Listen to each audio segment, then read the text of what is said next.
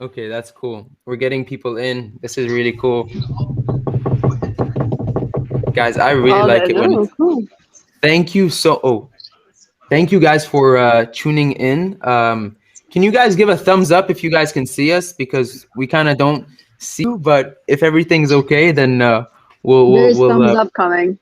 perfect, perfect, perfect. So let me just make sure that the screens are adjusted. Okay, cool stuff.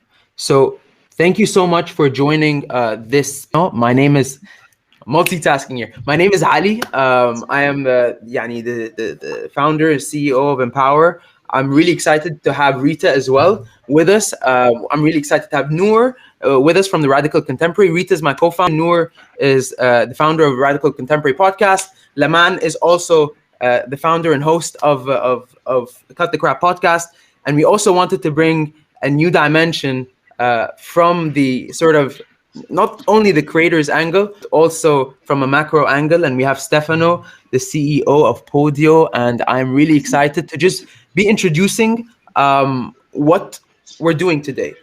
The podcasting realm has, if I can just ask يعني كل حد يميوت عشان وانا بتكلم like so that yeah.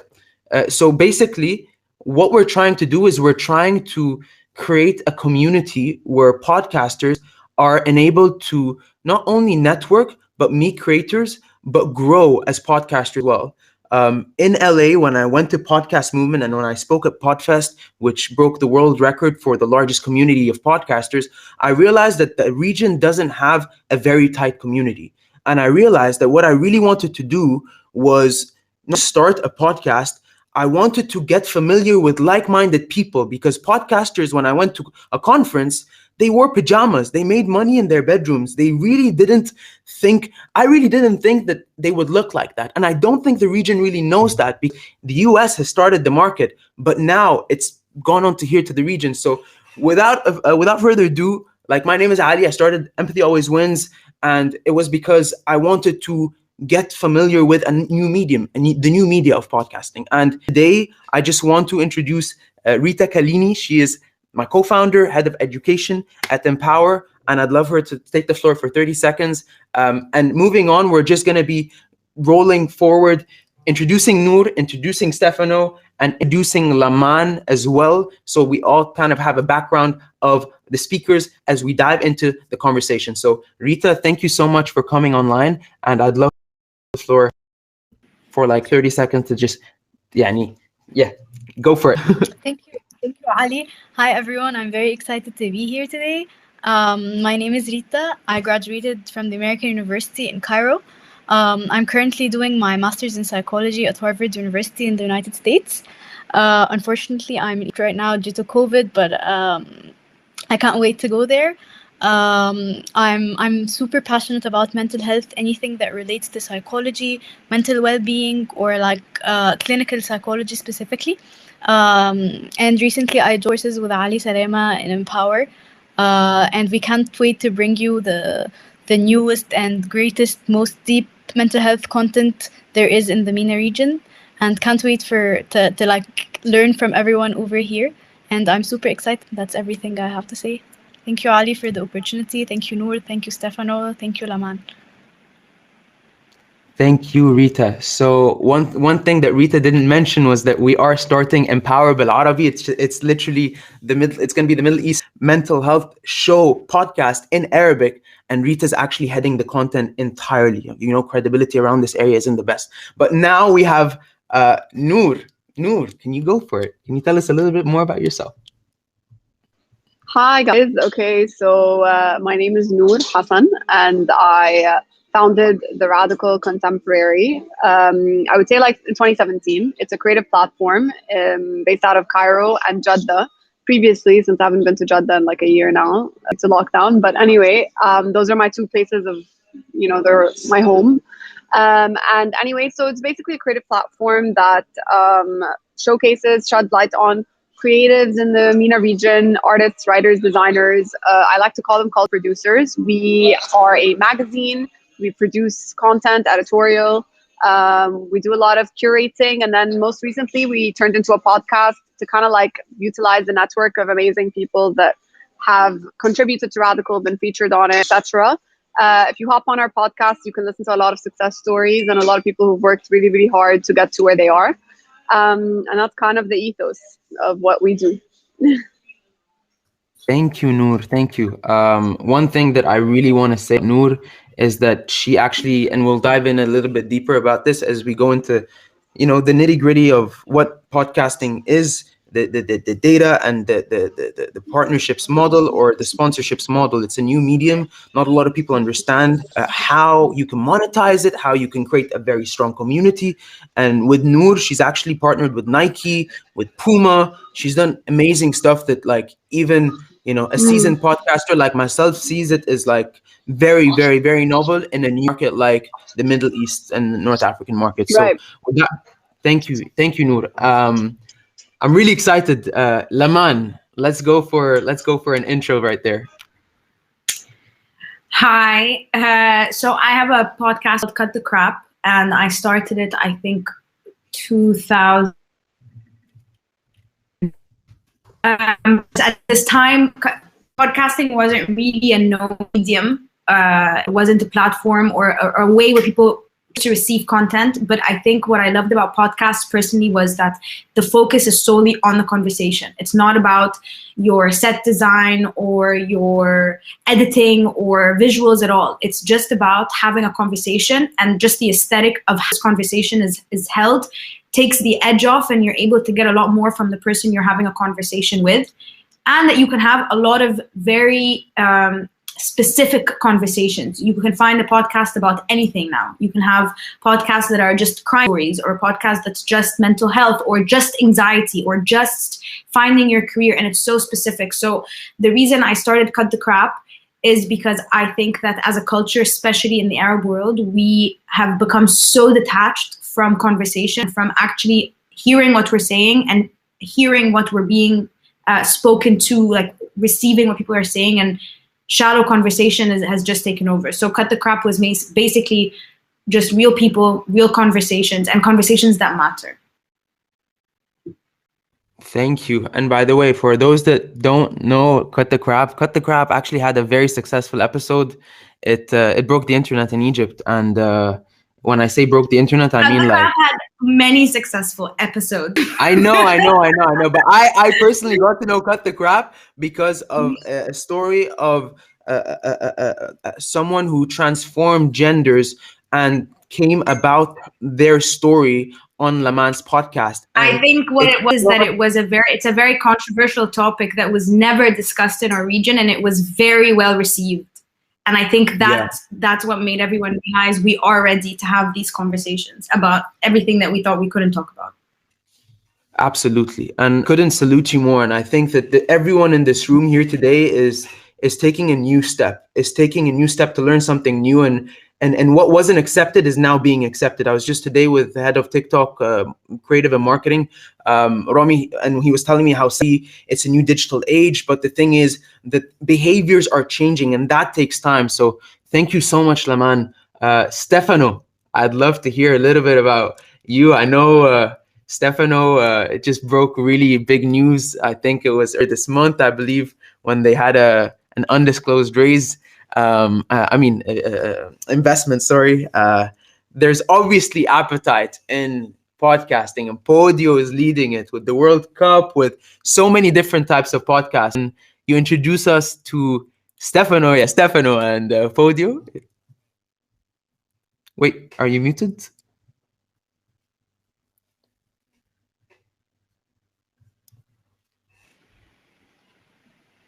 Wait. Stefano, we can't hear you. Yeah, we can't hear you, Stefano. I'm so sorry. 1 second. Okay, until Stefano gets back the audio, I wanted to talk a little bit about Nour and Laman and also Rita. So one thing that we wanted to also share on today's panel is that, yes, we're talking about podcasting from a macro and from maybe people who have experience, but the art of podcasting is literally the first ever podcasting school in the region to teach everyone the basics of podcasting. Just like from this room here, using a mic here, I ranked number 1 on Apple because there is no science other than the know-how of getting like using GarageBand and actually strategizing a show. As long as you have a voice and as long as you have a message, and I think this is the most important thing in the art of podcasting, not just podcasting as a medium, the art of it. This is why I loved bringing Laman and Nour, and as we continue thinking about the art of podcasting, I really want to dive in a little bit deeper around the different strategies they took to be where they're at. Because at the moment, the very unique thing and the very also weird thing about podcasting is there is no one way to succeed at it. Like Nour's way in getting sponsorships is very different to Laman's way in monetizing by creating a brand and being a presenter in different festivals. And what I wanted to talk about mainly is the different ways that we can actually monetize, different ways that we can build brand, but more so, Empower was built on a podcast. Like if it wasn't for a podcast, there wouldn't have been the Middle East Leadership and Mental Health Conference or the summit in Dubai, which happened with Microsoft, which is why we now have the Microsoft partnership with us on the podcasting school. So I wanted to just connect the dots here because I think there is no one fix for all, but I'd love to take Nour's approach on podcasting and how she started and the way she kind of played around with the model about going with working with brands and building her community. Can you talk to us a little bit more on how and Sure. Sure. So basically, I wanted to start a podcast for a while, and it's because I've been listening to them for, I would say, like a year and a half now, and it's something that I don't know, last April or March, I think it was. I looked around me and I saw that there were very, very, very few podcasts. I would say maybe one or two in Egypt. And there were none that kind of encompassed the idea of like creatives in the region, let's say, telling their stories. How I started podcasting was very haphazardous. I honestly did a lot of research, figured out what mics I needed were, ordered them, got them from a website that I don't need to name, and they turned out to be fake, had to return them. Went about a lot of mess, to get the equipment correct. But what I want to say is that you don't really need the perfect mics. What you need is a brand conversation that makes sense, like Laman said, something that is important to say. You need a topic and you need to do research. Like you can't just go in there without understanding what you want to say first. And I knew it would be well received because I made sure to research my guests and pick people who had stories that were strong enough to tell, And then also, the one thing that I did also was actually make sure that I taught myself how to edit audio. Because when you have a conversation like what we're having right now, people are listening, they're giving you their time. You need to make sure to curate it. Like you can't just have a 3-hour podcast and put out all the content. You pick what the best parts of that conversation are, and you add it into your episode. And so yeah, I taught myself how to edit audio, figured out the equipment, and went for it. Booked guests one after the other, and consistency is key. So that is kind of also a really good piece of advice. You can't just doing one episode and then waiting a little while. Try to make it like a season, for example, like 4 episodes, and then you can disappear, fine, for as long as you want. And then so yeah, the sponsorship part. What I did was I kind of went off of Radical because Radical is already a brand that I've worked with a lot of different brands, like for example Puma. And I approached them and I was like, listen, we're doing a podcast. Would you guys want to join? And it was a big risk at first. They hadn't done that before, but now we're 4. Okay.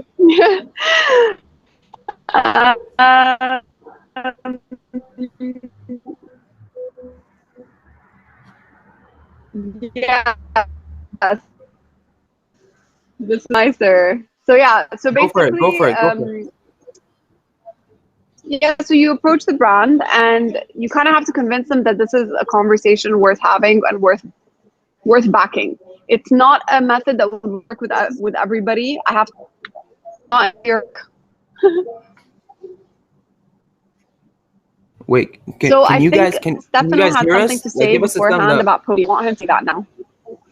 Absolutely. Go first. All right, can you hear me? Absolutely, yeah, we can hear you. Perfect. I can't see Laman anymore though. Perfect. Laman, we can see you. Stefano, we can hear you. Go for it. Awesome. I'm sorry. So, We're Ali, sorry about everything. Sorry about everything. Ali, I was starting off by just thanking you for organizing this lovely event, and just for saying, it's at the end of the day, what we are doing and our mission as podcasters, as platforms, and us as being an empowering platform for the region is just building communities of creators, building communities of listeners, because since podcasting is still not a widely disseminated form of audio and content consumption, so it's our job to sort of educate people how to consume, how to create, and I think building communities is definitely a first step moving forward. And just as a background, what we do, we're more on the tech side, we're more on the platform side. Podeo is an app. It's a free app to download on Android and Apple. It's a localized Arab-focused podcast app for the region, built from the region for Arab listeners. And what really drove us to sort of building this certain product and building the technology behind it is we realized that there's untapped market opportunities to tackle this podcast opportunity when it comes to consumption. And we started maybe 2 years ago with Podeo, and we reached a point where we realized that there's a massive need for Arabic consumption and Arabic creation, and there was a lack of high quality Arabic content in podcasts. So we started working and creating our own originals and our own exclusive content with all this data that we were generating from the tech side. So today we have the largest library for Arabic content in the world when it comes to audio podcasts. We also have a massive number of listeners, which will be sort of detailing in a report, a comprehensive podcast report end of the year. And as Ali mentioned, we just closed the funding round, the large investment round by leading VCs in the region. So there's definitely appetite for podcasts. There's definitely appetite for the region. And it's our job as platforms, as creators, to build that and emphasize on the appetite and on the trends that are happening around the region. So kudos to all of you and to all podcast listeners and all podcast creators. Thank you so much, Stefano. I think that it's very obvious now, and especially during COVID, that the hunger for Arabic content has increased. And we'll dive a little bit deeper into that, maybe around what trends. I know Stefano was on Bloomberg here in Dubai not too long ago, I think 2 weeks ago. Unfortunately, we couldn't meet, but I think that we are seeing a lot of new behavioral patterns. And I think that this is what, from the creator side, from Laman and Nour, I would like to also hear about Laman's story and her approach. And I know season 2 is coming for Laman, but season 2 isn't just about season 2 and repeating season 1. It's about bringing something that is different because of a learned behavior and because of a lot of feedback. So I'd love for you, Laman, to touch on what you've learned from season 1. What does podcasting mean to you now? And how are you building this community? Podcasting for me will continue to be a very extended learning curve, I think, for all of us, because the whole point is that it's such a new platform that we haven't navigated the way to distribute our content, or how are we having conversations, or what are we talking about, or how are we advertising. So the whole time, like Nour was saying, when you have something that's yours, you're going to have to learn to do the editing, and you're going to have to do the scouting, and you're going to have to do the advertising. You have to be a one-man show. And that you're going to want that, because even if people come and they try to get involved, oh no, I don't think that you should share that space in the sense. Laman, wait, what were you saying about a one-man show? We lost you for a second, and it's an important. I think in podcasts in general, unlike any other forms of like content creation, like shows or radio shows or YouTube shows, hatta, you have to do everything yourself, because you're the only person who will know exactly how you. A lot of people are going to try and get involved. Trust me, that was my lesson of the year.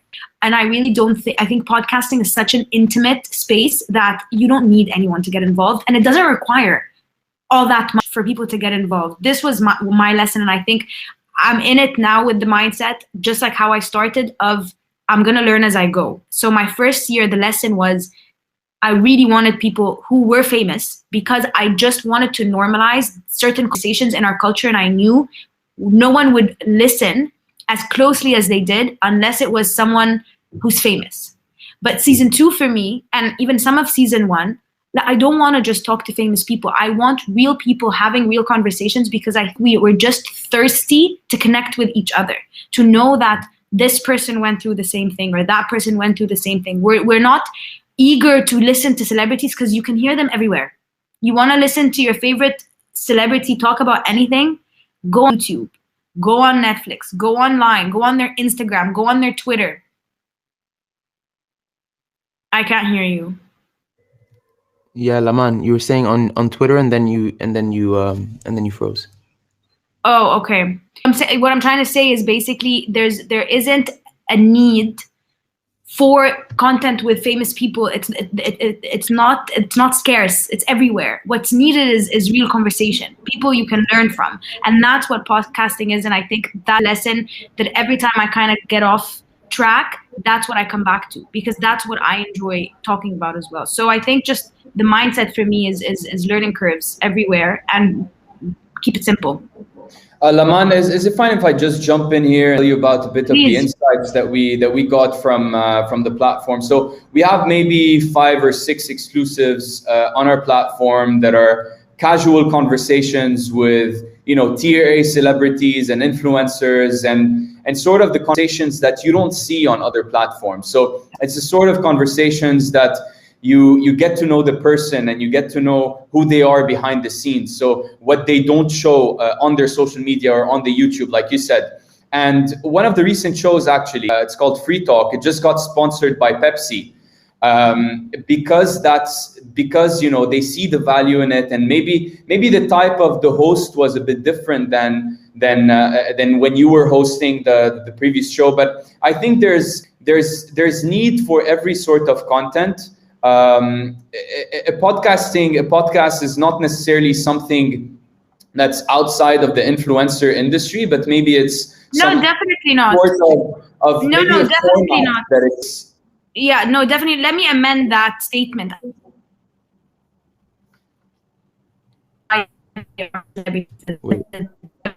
think that people should be discouraged from having conversations just because they can't get or land an interview with a certain contact. Right. Do you know what I'm trying to say? That makes total sense. Exactly. The most beautiful thing I just want to say is that everyone has a different opinion, right? And like, this is the most beautiful thing about podcasting. Everyone's successful in their own way, and everyone has a way of working it out around the model. So for example, I found that celebrities didn't really work for me in season 1, and that's why I'm joining forces with Podio to release Asrar al-Nafs for season 2, because I found out that Podio has maybe an edge when we come to content create around a certain celebrity from a different angle, where I didn't have, because we've had the conversation, me and Stefano, but just approaching things from a haphazard perspective, thinking and assuming things without data-driven analytics, I think that is dangerous in any field and not just podcasting. So I just wanted to say this. Nour, I know you had something to say.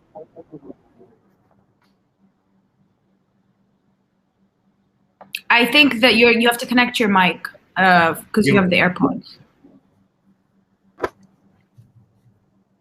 Nour, we can't hear you. It's okay. Now, Stefano, I wanted to ask you about something while Nour comes back. And how have you seen COVID affect behaviors of podcasters? Yani, you are very well connected with the creator side, the sponsorship side, and you're very well connected in also making predictions and moving forward. I mean, you've raised VC. where do you see the future of podcasting given the impact that COVID has had in the landscape of the MENA region? I think this is an important question.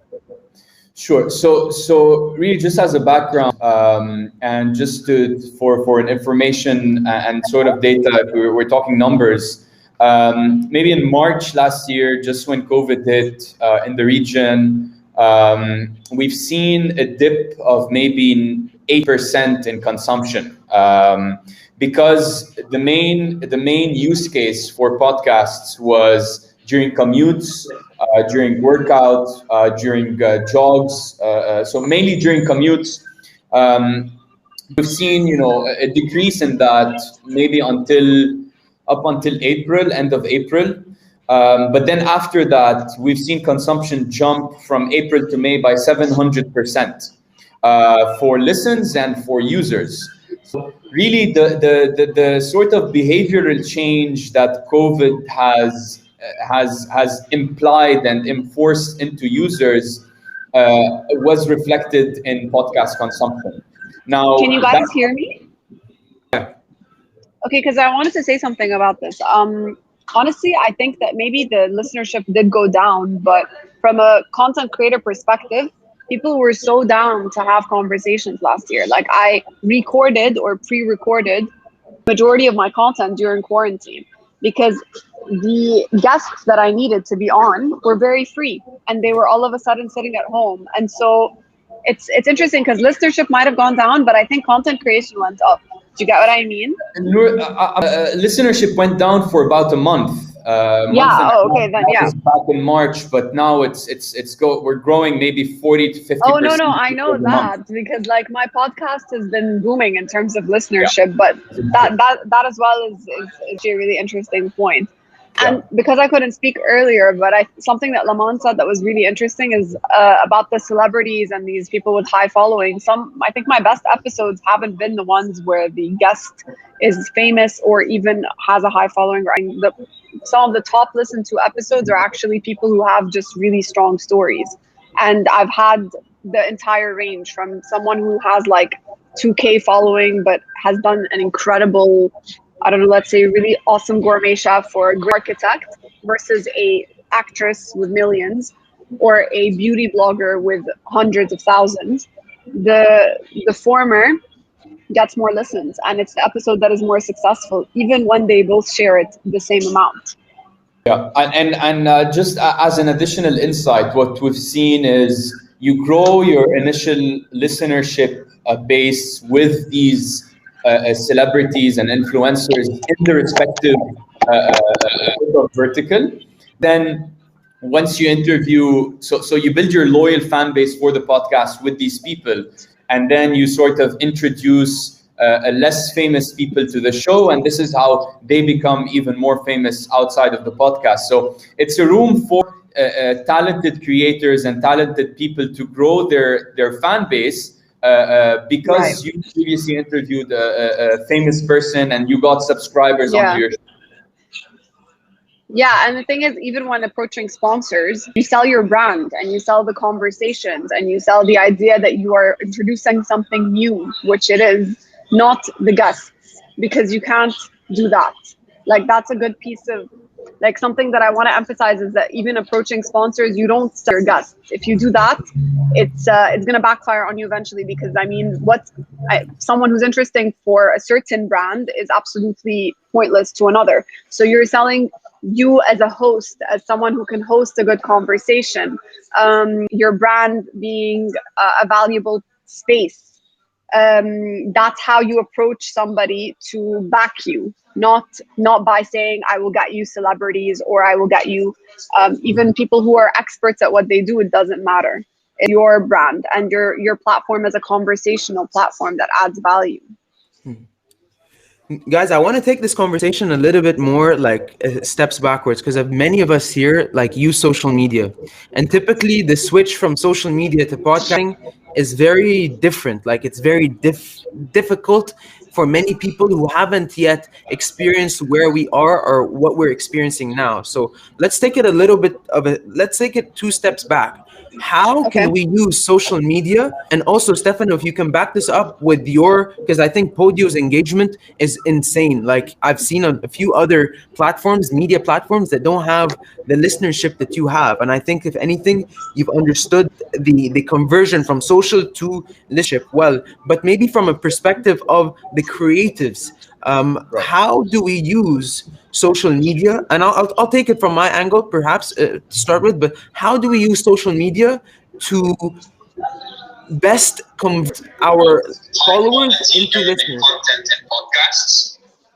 Guys, Nour, can you mute? Sorry. Yeah. So I'm just gonna track back a little bit because if in case the audience didn't hear what I was trying to say. How do we convert our followers to listeners on our podcast? I mean, from my perspective, what I've been seeing are that people who listen every week are more likely to DM me and are more likely to ask and engage with me intimately. What about you? What about you, Nour? And what about you, Laman?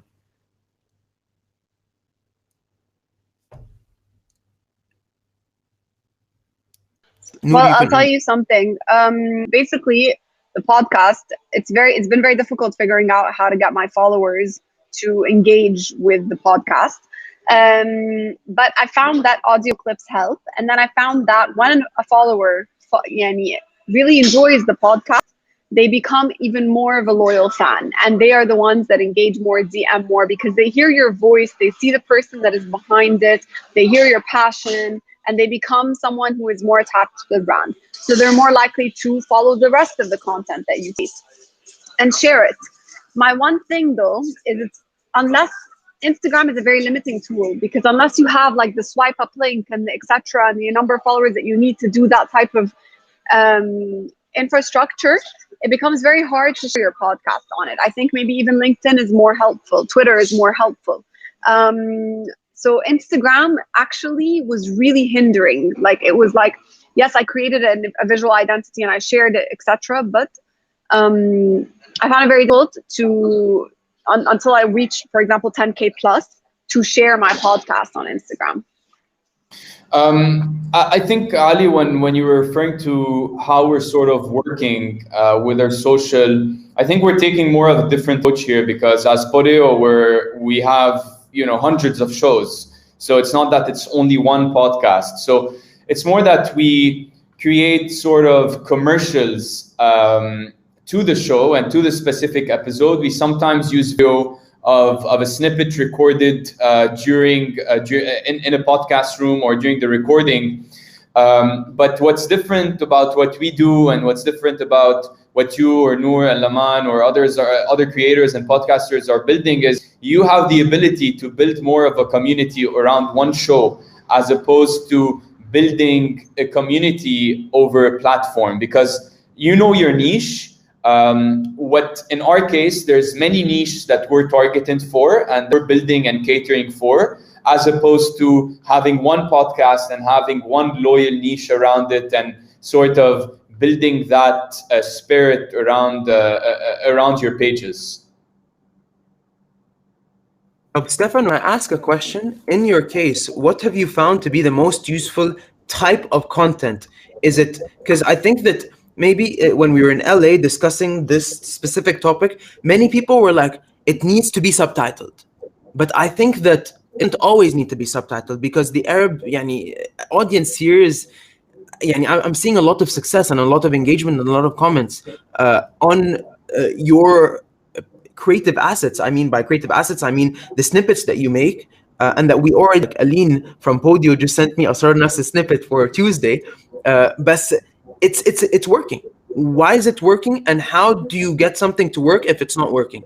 I think it's working because you really need one short snippet that says it all and that sort of gives you the appetite to listen to the episode. So in our case, for example, for a few celebrities, what we do or with episodes with certain people, we sort of take out maybe controversial parts that might sort of trigger debates between our followers and between new followers.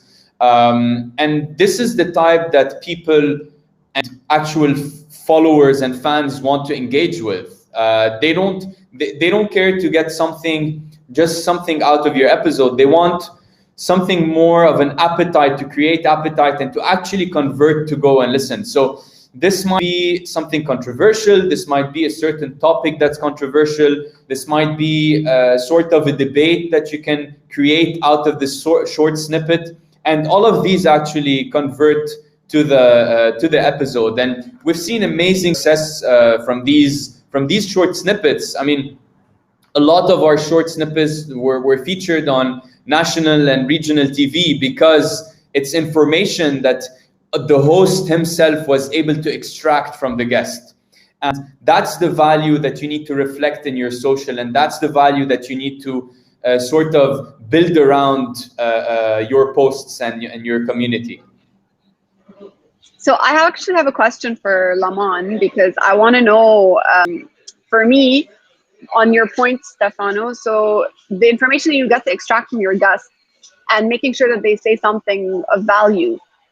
Typically, I do a lot of research and I send them, and I prefer to send them questions even if they don't want to receive them. And they'll review them, but we never follow them like step by step. So, Laman, how do you make sure that your guest says what you would like them to give the audience? You know, I actually don't pre-plan anything from our conversations. Yeah, it's like a sport. It's like once I'm in the field, I figure out how well I'm going to play. There's nothing I can do beforehand, because I've realized the more you do prep them, these are my guests, this isn't all you, the more that I, will send them questions or we'll talk about it beforehand.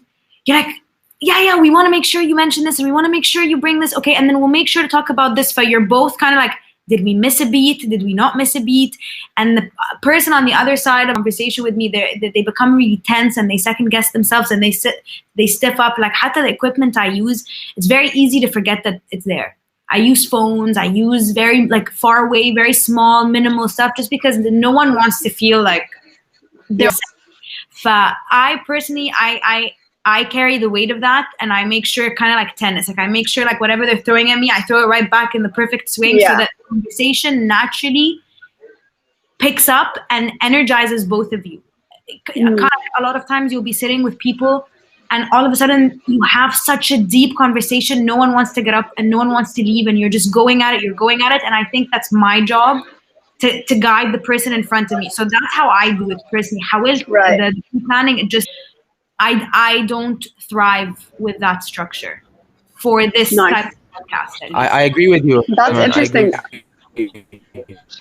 I agree. I didn't actually pre-plan this at all. Even my approach to this is sort of like a podcast. I have the same psychologically, I'm wired in the same way I would be wired for a podcast, and we could actually change this whole event into an audio and put it on a podcast called The Art of Podcasting podcast. This is how how you mold an experience of a podcast, and it doesn't really just have to be a conversation. It can be a panel, it can be an online event, it can be literally whatever, that as long as you have consent, of course, within that scope. And actually, so I have, for example, Masan, tomorrow I'm shooting an interview in the morning, and I'm really excited about this because this person does something that I've always been interested in, but I don't really know exactly what that thing means. You hear it all the time. I'm not going to say what it is now, but you're like, what does it actually mean, And she's a good friend, actually, and I've never, it's very easy for me to be like, okay, this is what we should talk about. Let's have the conversation beforehand. But now, all day, I'm excited to go and feel like, I don't even know what we're going to talk about. I don't know what could come out of her mouth. And it forces me to be a very good listener. And this was the first lesson I learned. It's one thing to be a good speaker, great, but you become a very excellent, productive speaker when you can listen. So I'm forced to sit there and listen instead of thinking, okay, after this question, it's this question, and I'm just anticipating the perfect time to interject. I'm just listening. Yeah, that's a good point. No, honestly, I had a friend of mine. She was a TV presenter when I first started podcasting, and she's very good. So I sat with her, and she's like, you interrupt a lot, which was a great piece of advice. It's hard because you think that the person comes in, even though we're the host, they want to listen to the guest. They don't want to listen to me. So it's something that you you need to remember as if you are starting a podcast, which point to listen. Guys, which is very interesting because, sorry, Ali, it's very interesting because actually that's how we've been programmed to have conversations in general. You're just ready to respond. Yeah.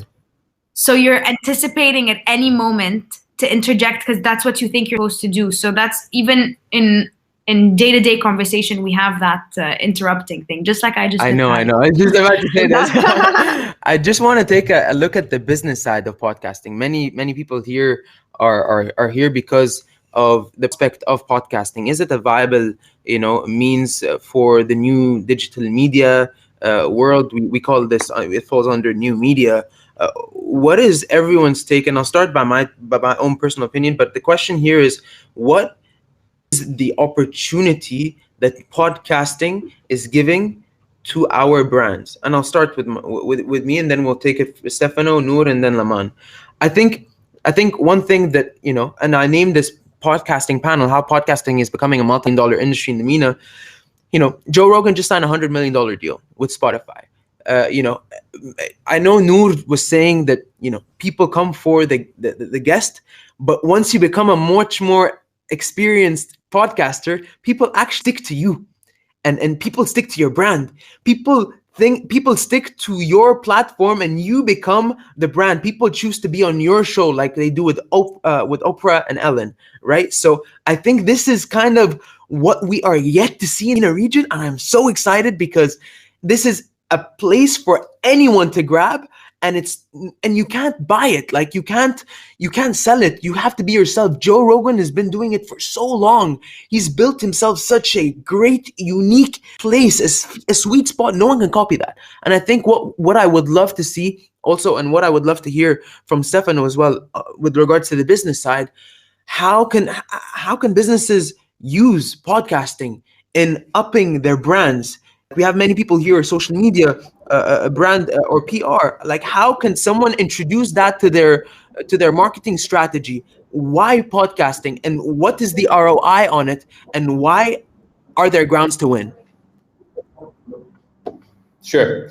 So I'll start off by sort of talking a bit about the industry and what's going on around. And I think as Arabs, we have Arabs listeners and creators. It's a total, I wouldn't say total, but different behavior from international markets. So it's going to take time for people to actually subscribe to a certain sort of podcasts. And by subscribe, I mean actual pay to listen.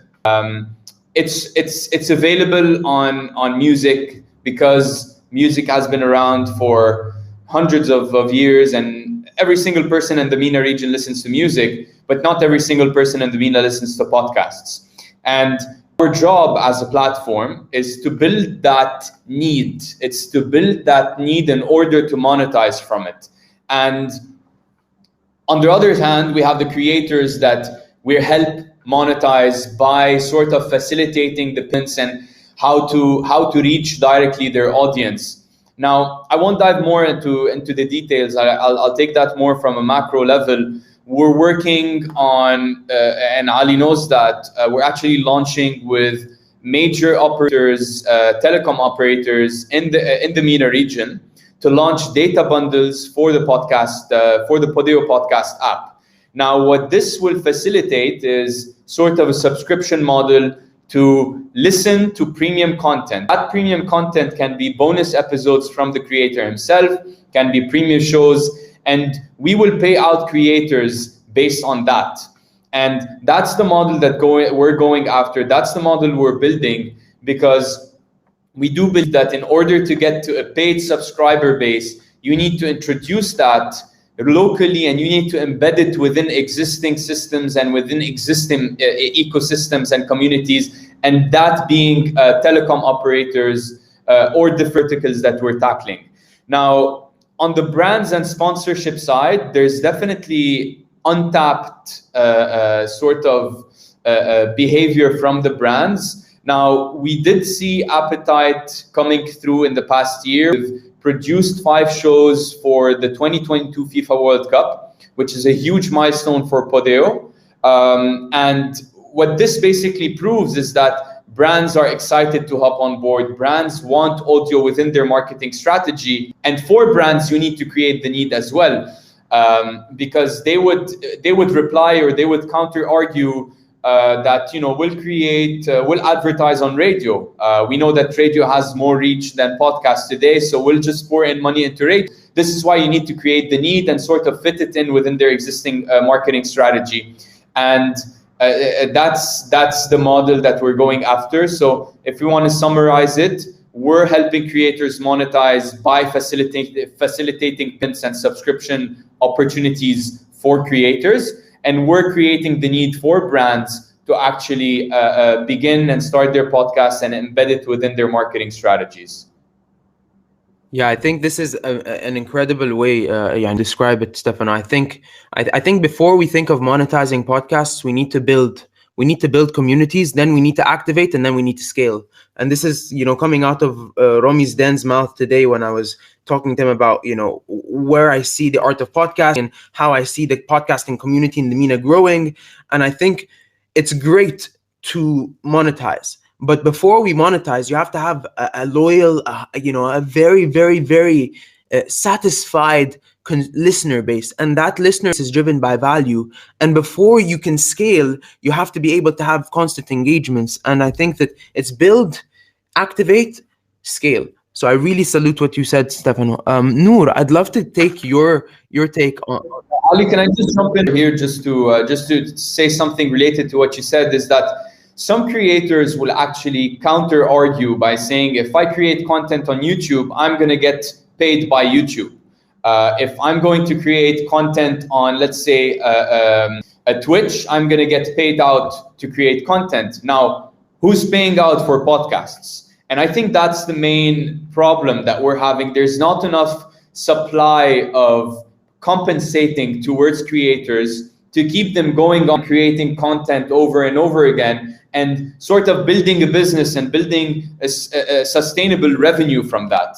So that's, I think, a work in progress. And I think we're going to have some sort of centralized platform for brands to upload, let's say, yearly budgets to go and feed podcasters in order to continue sustaining their hosting fees and their production fees and everything that comes with creating a podcast. Can I interject here best before Nour? I love that you that there's not enough supply, because I think that what creators are forced to do now is they're forced to be very creative. They're forced to think outside the box. They are forced now to, even if they podcast, like, I'll also bring it back to Rami, because a year ago, I was talking to him and he was telling me TikTok is investing into this hashtag around podcasting, and it's really upping the influx of the hashtag. So make sure to make a video describing your podcast on TikTok. I think that there are many ways to monetize using the placement. So imagine if your podcast is the product and you have many different placements avenues. What we did with Nour Imam, Stefano, and Nour was able to get 5-digit USDs within this sort of month of launching. And that was because she was able to be creative, and we were able to work around a model that was more holistic. It wasn't just around podcasting. And Nour, I think you touched on that earlier on. And that's kind of the perception that I want to also bring to the audience here. It's not something that you do and then you rely on straight away. You kind of have to navigate the art of podcasting around different ways on how you can get the most out of podcasting, but also get the most out of social media, but also use the polls on Instagram, but also use the tweets, but also see what's being tweeted and listen to the feedback and then reiterate and then develop on that. What do you think, Nour? And then we'll take Laman. Well, personally, I chose to kind of not monetize my first few episodes or season, let's call it. But essentially, I didn't get into podcasting because I knew that it was going to be lucrative. I got into it because I knew that I had the community for it. And therefore, I knew that when I wanted to approach sponsors, that I would be able to sell that community. Do you know what I mean? At the end of the day, what are you selling? It's a listener base, okay? So my case is quite different because Radical has been around now for 4 years. Okay, so we are essentially kind of a small creative community that is regional, and there are statistics to back that up on my website, on my social media, on any project that I've done pretty much. So when I did decide to monetize and I looked at my numbers, I was able to approach sponsors and be like, listen, these are the people that are listening. They are all over the MENA region, the Middle East and North Africa. The statistics factually show that they are interested in these conversations. This is not the radio, but you can think of it as something that is pre-recorded radio, and we can curate the guests. I haven't actually tapped into what Stefano was saying, which is, this model that has probably more longevity and is potentially more lucrative. For me, the way I'm doing it is partnering up with brands, the way I always have from day one. So that works for me, but it won't work for everyone because it needs to be backed by a specific communal strength, let's say. So at the end of the day, when you approach a brand, it needs to fit with what you're trying to say. It can't just be anyone. And you have to be very, very, very careful with it, because I've seen podcasts take up sponsors that don't make any sense, and it throws off the listeners. And that is a mistake, because there are seasons where I haven't found a sponsor, and therefore I release it unbranded. I would rather release it unbranded, and maintain my brand image, than take on a sponsor that doesn't fit with Radical, and people start feeling like, oh, this is just about like a sponsorship or whatever it is. That's something to be very wary of, because at the end of the day, everyone is really aware of advertising these days and brand sponsorships, obviously. So that's a tip that I would definitely want to emphasize. If you're going to partner up with a brand and use my model, make sure that it's a brand that makes sense with your brand. Salama, what do you think? How about your angle? I have to piggyback off of what Nour is saying. I do agree that we are in such an ad-based society that we've become numb to it. We actually, like, any ad you see instinctively is made to skip. Sometimes an ad pops up and you skip it and you're like, oh wait, I actually want to see what that was. So you don't even think about it. Like, a pop-up is made to, how quickly can you cancel it? So it's become like a game to ignore those ads, and you really don't want to have a platform where as soon as they open up and they make it so easy for companies to have like that AdSense for podcasts that Stefano was mentioning earlier, where you allocate a budget for podcasts, this will happen one day for sure, and it's gonna boom.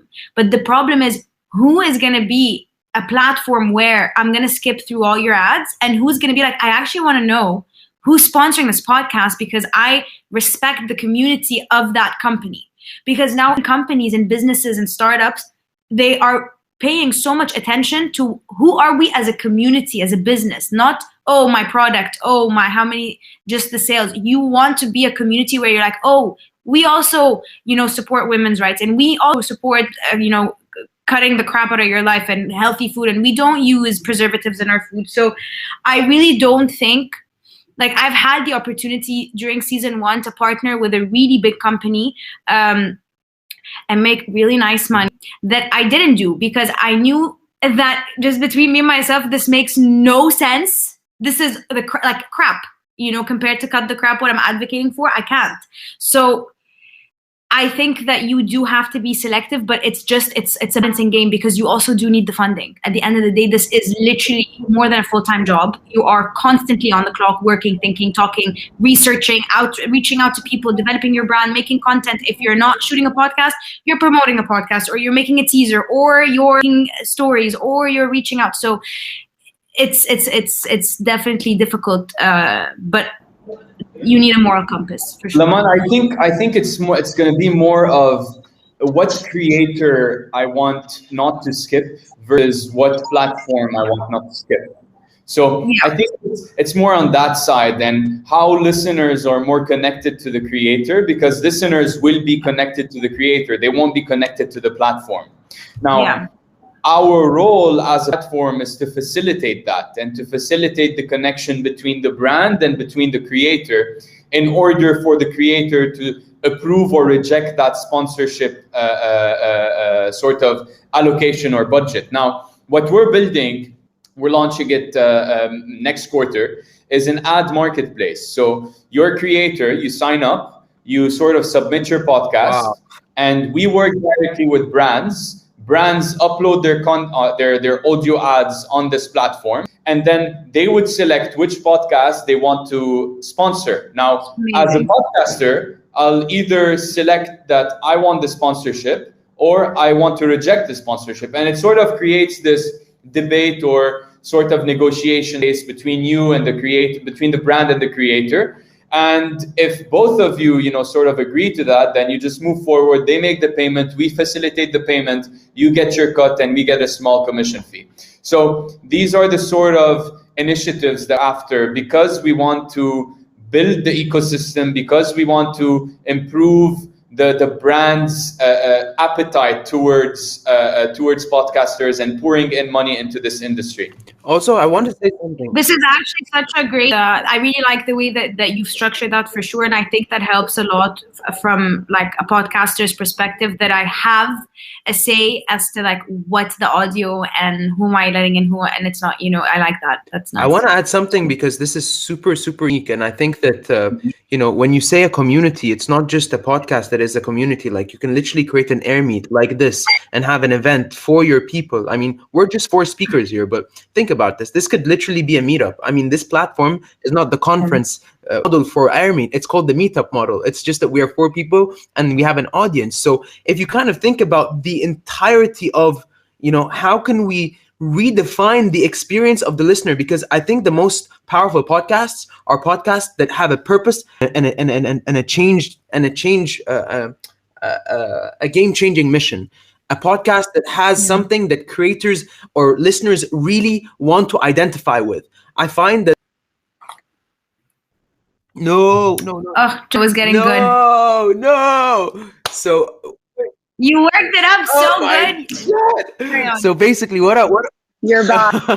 What I was saying is, I think that the most successful podcasts are the podcasts that bring people together. That's a community. But what I wanted to say was, in my case, when I created Empathy Always Wins, because I wanted leaders to talk about mental health, I couldn't talk about mental health because business leaders would like shy away and like, I can't talk about it. But I could talk about it from a different angle. I could get people who saw that real authenticity and real leadership characteristics that allowed better mental well-being, made them also feel that they needed to take care of themselves. And I branded mental health through that. So I think that, again, being creative around the purpose that you want to unite people together, that opens doors for example, Empathy Always Wins allowed me to start the leadership and mental health event here with Microsoft in Dubai. It allowed me to network with LinkedIn, different people that were able to offer different types of communities for the Empathy Always Wins community or the Empower community. But this is just a way for us to brainstorm more that podcasting is just not an ends to is not a means to an end, but is an ends to it, if that makes sense. I don't know, but yeah. Okay, so Nour. There's a question here that I actually like a lot.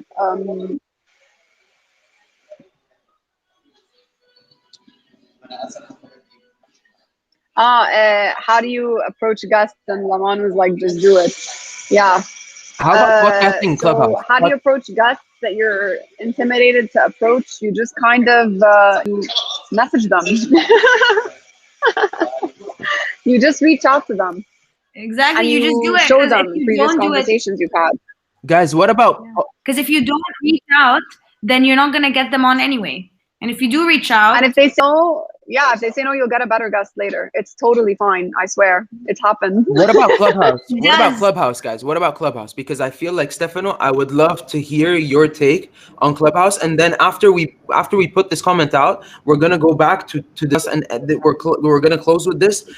What are the 101 steps of taking the first step to podcast? I know that we've all started a podcast, but after the Clubhouse comment, we will walk through the ways to start a podcast. But Stefano, take it first. Perfect. So if we were to benchmark Clubhouse and podcasting, I think with the video industry, I think Clubhouse is TikTok and podcast is Netflix or Shahid or on-demand, quality, curated content. Now, what Clubhouse did is, especially in the region, it sort of created this behavior of, okay, I'm here to listen to one type of audio, which is audio, And I'm changing my behavior to actually listen to this content, actually sit and listen, or being on the go and listening to Clubhouse. So what that created is sort of a behavioral shift into from a consumer perspective.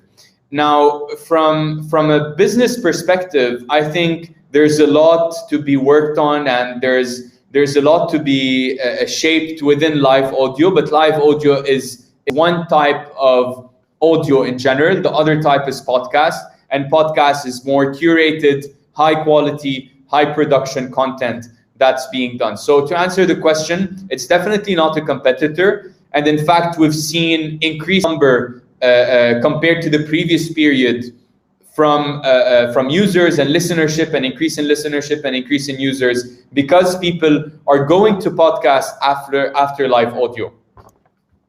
Yeah, this is really cool. I mean, we're just tapping into that at Empower.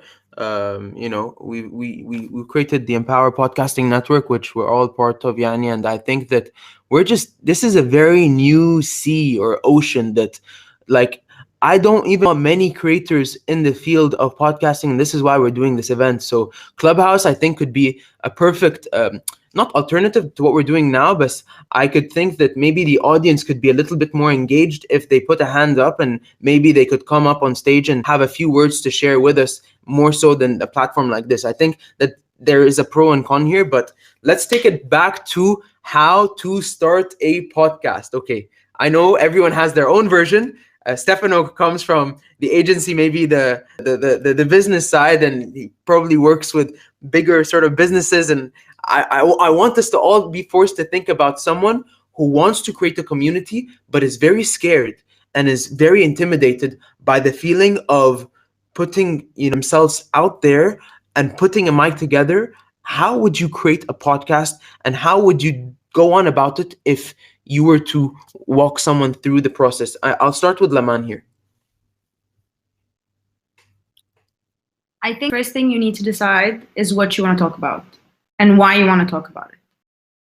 Once you've decided that, and you get a clear vision of what it is that you want to be discussing and why, the why is very, very huge, and you'll need to always come back to that why throughout your learning experience. Once you've decided that, I think the next thing that you would do, which I'm just saying what I did, to be honest, the name kind of just came to me before anything else did. So that was just my own story. But if that hadn't happened, I would have picked what I want to talk about, and then the name. I got the name first. And then make a list of your network. Everyone that you know and who they know that you think might have a story that aligns with your concept. And you just start spamming everybody. Hey, I'm doing this to talk to you, and this is why I feel like I want you to speak. And you just share your resources with them. And obviously the standard, get yourself a microphone, a software that you like to record on. GarageBand is great. I use that too. It's so simple. You don't need anything fancier than that. And your space. So wherever it is that you're comfortable in starting your podcast, your artwork, and then a hosting platform. It's just like a list of things that you just check off, and each one, it's just a matter of you deciding what feels right for you. Which hosting website are you going to use? What's the title that you're going to use? Just all these options. I said Podio. Which website host? I'm joking. But yeah, no, like the back end, first and foremost. Yeah. But yeah, so just all these little things. And I think one of the most important parts is a list of your networks, because you're very surprised the amount of people that will come to mind when you force pen to paper, and just knowing what it is that you want to discuss. The thing is, I think the hardest part is the conversation part. Like all the other things, you might distract yourself with like the semantics of these things, but that's not the thing. What will make your podcast and sustain it is you being consistent, like Nour was saying, making sure you're looking at your analytics and you're making those changes based on your analytics, like they're educated shifts, seeing who your audience is, what are they responding to, what are they not responding to. So all of these different things are very important, and I just think the setting of the podcast and all these little things that can distract you, just don't waste too much time on that, because it is the conversation that matters. Yeah. What do you think, Nour? Do you have anything to add? No, I think Lamont pretty much described it perfectly. It's pretty much what I did. And also, if you cannot record a person, find a way to do it remotely. If your guest doesn't live near you, you don't need them to be there. We are now in an age where we're having now this roundtable.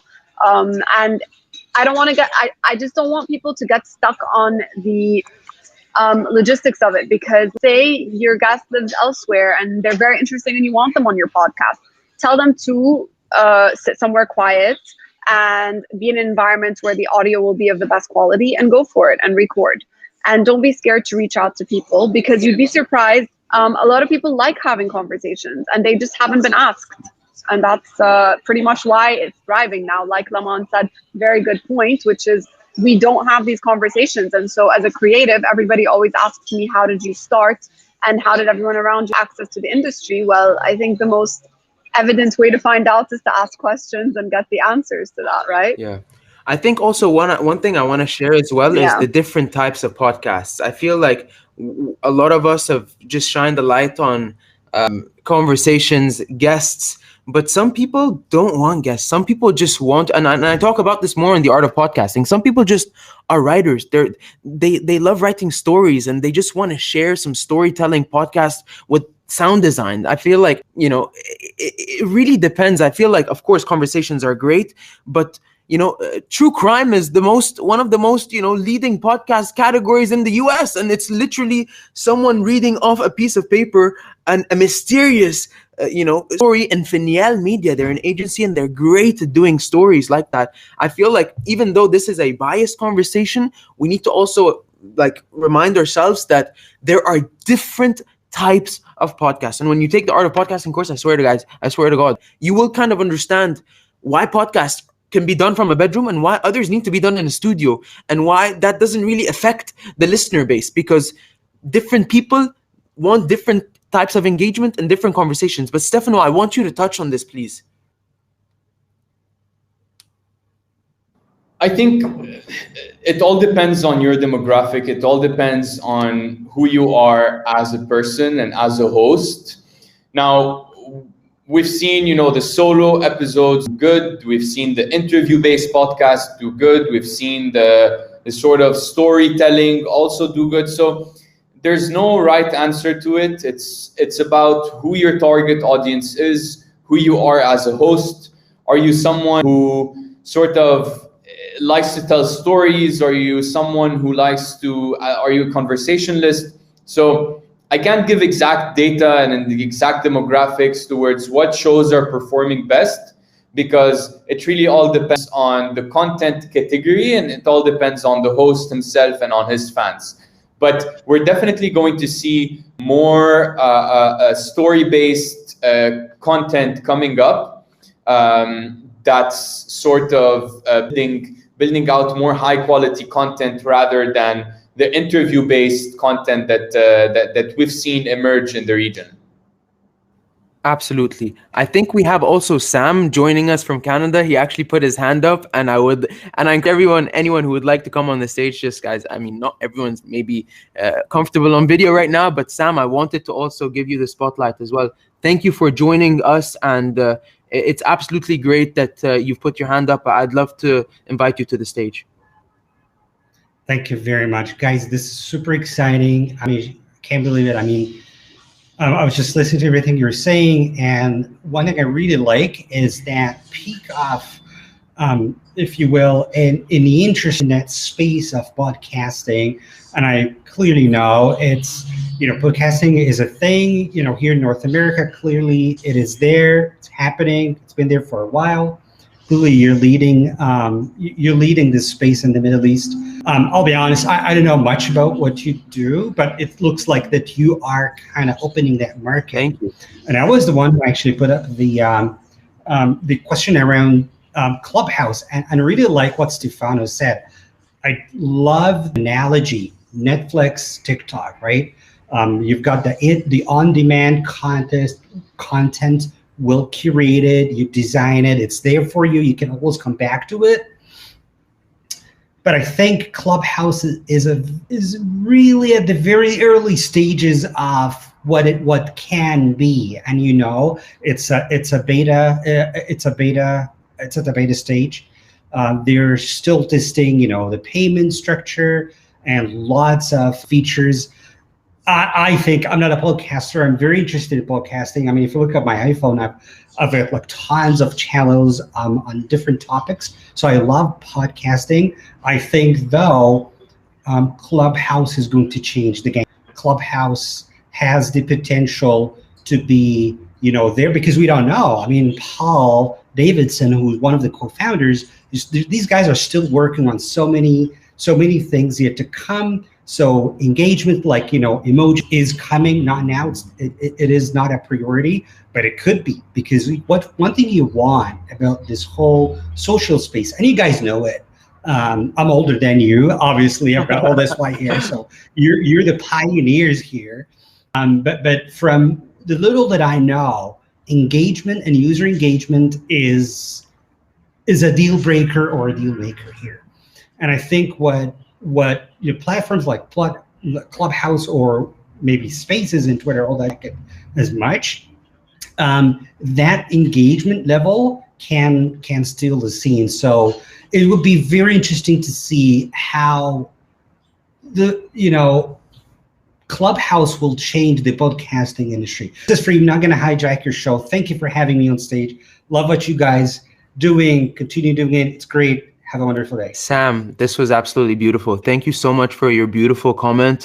We really appreciate it. And thank you for your bravery. I think that it takes a lot to come out there, especially being from a different demographic, but especially enabling us and empowering us with our voices and with our community. So I really appreciate it. And please make sure to join the Empower Podcasting Network. We definitely want to stay in touch after that. But thank you so much. And definitely take this on right now on the stage. So as we sort of take this conversation into a closing, I want to ask any reflection questions, because we've talked about literally the trends of podcasting. We've talked about how to podcast. We've talked about the objections that people might have around different types of podcasting, Clubhouse versus actual podcasts that are constructed, whether in real time or whether virtually.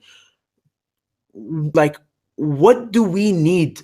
And this is an open question for everybody right now. We are all podcasters. I want to say something very important, I think. I think before you get into podcasting, if you're thinking, the question, because someone had asked a question targeted to everybody, it had our own brands prior to starting a podcast. And my answer is no. And I think that what you need to do if you're thinking of starting a podcast, and if you have started a podcast, one of the early people, listen to as many different podcasts as possible. Listen to the crime stories. Listen to one that talks about nothing but like gossip, and one that talks about nothing but mental health, and one that talks about this and that. Just listen, because you'll realize that the templates that you can follow are endless. There isn't just one type of podcast style. They're very different, like you said, and the only way that you can find what works for you is just to listen to all the different types. Thank you, Laman. I really appreciate it. Yeah. Go for it, Nour. Go for it. No, I agree. I think listen, definitely. And also, I suppose you always have to have a guest. Is another thing we have to say, is that you can definitely, like you said, you can podcast, you can speak about whatever you like, but people like to know what they're going into here. So I have different podcasts I listen to for different things, and I go there because I know what I'm going to get out of it. So you have to make sure that your guest knows what they're going to go to your podcast to hear, basically. Yeah, and Laman, just final comment on that. I think it's really interesting to, when it comes to listening and sort of benchmarking with what's happening in the international markets. And I think what we're experimenting with, as from the content perspective, we've partnered up with a few famous podcasts in the States, and we're translating them into Arabic and see how these perform.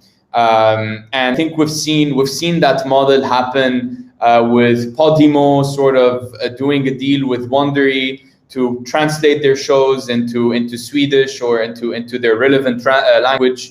And I think Al Jazeera did that also recently with Business Wars. So that sort of research that's being done initially, I think sort of removes that load from you as a creator. And if you can ink a partnership with one of the good independent podcast networks internationally and introduce their shows sort of a licensing model, then I think that would be interesting to see. Thank you. I just want to take a moment to say thank you for everyone for joining us. I think this has been a very groundbreaking panel. I think that we ought to have a lot more and a lot more specialized, because I think that this was a very broad but very important panel. And I think that just starting out the conversation of podcasting, like, you can obviously tell there are so many places that we can sort of tackle, but I felt like it's so important to understand the intricacies and the complexities of the art of podcasting by getting 3 very diverse guests that have different backgrounds and that have different opinions, including myself. And I think that moving forward, inshallah, we'll be doing this a bi-weekly event, perhaps with same guests, or we'll switch things around if our guests are wanting to come back. But if there's anything that I would like to say, I would like to say thank you, because it takes a community to build a very intimate and an innovative and just innovate within our behaviorals, within our behavioral pattern in moving forward. So I just want to say thank you so much, Stefano. In closing, thank you so much, Laman, and thank you so much, Nour. And if anyone has any final comments, we'll take it from there. But we just want to say thank you so much to the audience. I know that the number has been sort of fluctuating. Ala, Yan, Sam, Wafat, Judy, Mustafa, Hannah, Mark, Sally, Midhat, Meg, Khulud, Noha. Thank you so much. And I'll leave the floor for any final comments. Ali, thanks again for this lovely event. Much appreciated. I think we need more of these. So great initiative in building the community. And thanks for everyone here. And if you like Arabic podcasts and podcasts from the region, download Podeo and listen to podcasts for free on Android and iOS. Guys, we have a celebrity mental health show on Podio, so feel free to tune in. It's Ramadan, Tuesdays and Thursdays, 3:30 Cairo. Any comment, Nour?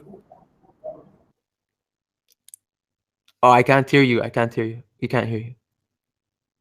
Okay, I can't hear you, Nour. Laman, do you have any final comment? When's season 2 coming out, Laman? Let's. Oh, I'm sorry. We can't hear Laman too. Okay, guys, thank you so much. We'll see you, inshallah, within the next 2 weeks. See you guys. Any final comments? This has gotten so messy when you close. Oh god, guys, this is live. Is this? Bye. Okay, we'll see you guys. Thank you so much. Okay, I'm so sorry about how messy this was closing, but we're human and this kind of happens. So thank you. Yalla, see you. Bye bye.